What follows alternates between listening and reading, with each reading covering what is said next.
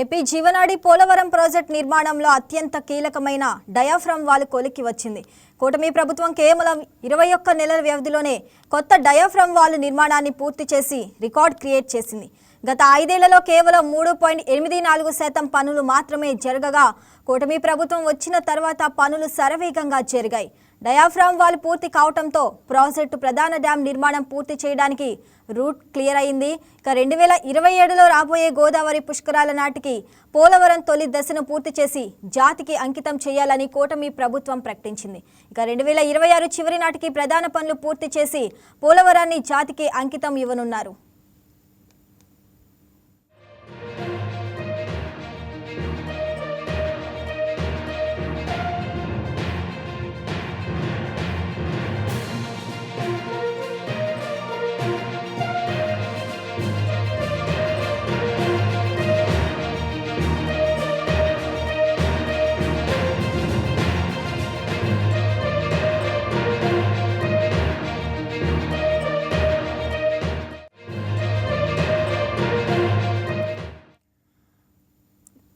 నాలుగు 440 రోజుల్లోనే కొత్త డయాఫ్రమ్ వాల్ నిర్మాణాన్ని పూర్తి చేసిన ఘనత కూటమి ప్రభుత్వానికే దక్కుతుందని మంత్రి నిమ్మల రామానాయుడు అన్నారు.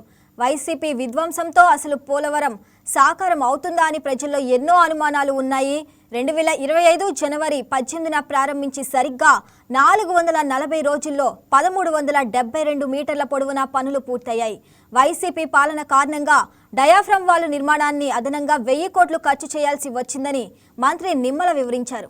డయాఫ్రమ్ వాల్ నిర్మాణంలో భాగమైన పవర్ కంపెనీ ఇంజనీర్లకు అందుబాటులో పనిచేసిన డివిజన్ 3 జలవనరుల శాఖ అధికారులకు మంత్రి స్వీట్లు తినిపించి సత్కరించారు.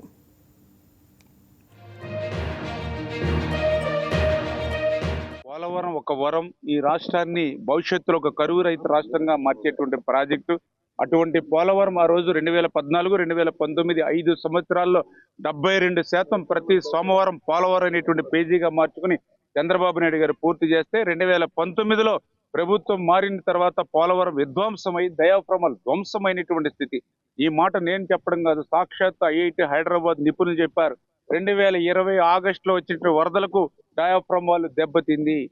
ఏదైతే పోలవరం అనేది ఒక క్లిష్టమైనటువంటి ప్రాజెక్టు, ఇటువంటి ప్రాజెక్టులో మరి ఆ రోజు రివర్స్ టెండరింగ్ పేరు చెప్పి 17 నెలలు ఈ యొక్క పోలవరంలో ఏజెన్సీ లేకుండా చేసి, రివర్స్ టెండరింగ్ పేరు చెప్పి 17 నెలల పాటు ఒక్క ఉన్నతాధికారి కూడా ఈ యొక్క ప్రాజెక్టు దగ్గర లేకుండా చేసినటువంటి మానవ తప్పిదం వల్లే ఈ యొక్క డయాఫ్రమ్ వాల్ దెబ్బతింది అని ఆ రోజు ఐఐటి హైదరాబాద్ నిపుణులు చెప్పినటువంటి పరిస్థితి. సాక్షాత్తు మరి పిపిఏ వాళ్ళు కానీ సిడబ్ల్యూఎస్ వాళ్ళు కానీ హెచ్చరించారు ఆ రోజు ఉన్నటువంటి జగన్మోహన్ రెడ్డిని. ఇది క్లిష్టమైనటువంటి ప్రాజెక్టు, ఇటువంటి క్లిష్టమైనటువంటి ప్రాజెక్టులో ప్రయోగాలు చేయవద్దు. ఈ ఒకే వర్క్ ని 2 ఏజెన్సీలు చేస్తే రేపొద్దుట ఏదైనా నాణ్యతలో ఇబ్బంది వచ్చి భద్రత విషయంలో ప్రమాదం వస్తే ఏ ఏజెన్సీ బాధ్యత వహిస్తారు? ఇటువంటి వర్క్స్ కి అటువంటి రివర్స్ టెండరింగ్ పేరు చెప్పి ఏజెన్సీలు మార్చొద్దని చెప్పి పదే పిపిఏ సిఈలు సైతం లేఖలు రాసి హెచ్చరించినా కూడా నాడు జగన్మోహన్ రెడ్డి పెడచెవన పెట్టినటువంటి పాపం ఫలితమే 2020 ఆగస్టు వరదలకి డయాఫ్రమ్ వాల్ దెబ్బతిని ఉండడము. అటువంటి స్థితిలో స్వయంగా అసెంబ్లీలో ఎంత విచిత్రం అంటే, మేము అసెంబ్లీలో పోలవరం ఎప్పుడు పూర్తవుతుందో అని అడిగితే ఆ రోజునటువంటి గౌరవ ముఖ్యమంత్రి జగన్మోహన్ రెడ్డి గారు ఇరిగేషన్ మంత్రులు చెప్పేవారు, మేము 2020 డిసెంబర్కి పూర్తి చేస్తాం, 2021 జూన్కి పూర్తి చేస్తాం, 2021 డిసెంబర్కి పూర్తి చేస్తామని. ఆశ్చర్యం, 2020లో డయాఫ్రమ్ వాల్ దెబ్బతింటే 2020 డిసెంబర్కి పూర్తి చేస్తామని జగన్మోహన్ రెడ్డి చెప్పేవాడు. అంటే డయాఫ్రమ్ వాల్ ఉందో లేదో కూడా తెలియనటువంటి స్థితిలో నాటి ముఖ్యమంత్రి జగన్మోహన్ రెడ్డి ఉన్నటువంటి స్థితి, ఆ రోజు ఉన్నటువంటి స్థితి.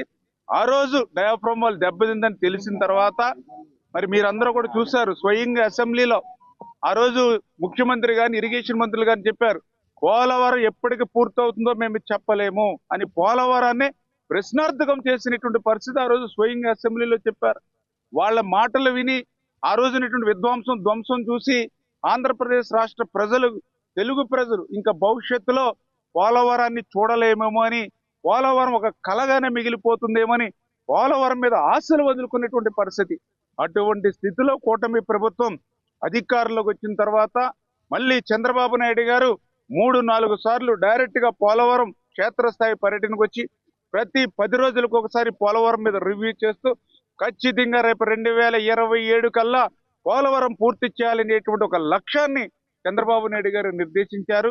ఆ 2027లో పోలవరం పూర్తి అయ్యేటువంటి లక్ష్యానికి అనుగుణంగానే డయాఫ్రమ్ వాల్ ఆ రోజు 2025 జనవరి 18వ తేదీన డయాఫ్రమ్ వాల్ మనం ఆ రోజు ప్రారంభించాం. మరి ఆ రోజు 2025 జనవరి 18న ప్రారంభమైనటువంటి డయాఫ్రమ్ వాల్ ఇవాళ 2026 ఏప్రిల్ 2వ తేదీన అంటే 440 రోజుల్లో డయాఫ్రమ్ వాల్ ఈ రోజు మనం పూర్తి చేసినటువంటి పరిస్థితి. దగ్గర దగ్గర 1372 మీటర్ల పొడవైనటువంటి ఈ డయాఫ్రమ్ వాల్, 365 ప్యానెల్స్ ఉన్నటువంటి ఈ డయాఫ్రమ్ వాల్, 67,147 స్క్వేర్ మీటర్లు ఉన్నటువంటి ఈ డయాఫ్రమ్ వాల్ ని మనం 440 రోజుల్లో ఇవాళ పూర్తి చేశామంటే దానికి కారణం పోలవరం ప్రాజెక్ట్ ఓ అద్భుతమని గవర్నర్ అబ్దుల్ నజీర్ అన్నారు. హెలికాప్టర్లో పోలవరం చేరుకొని ప్రాజెక్టును పరిశీలించారు.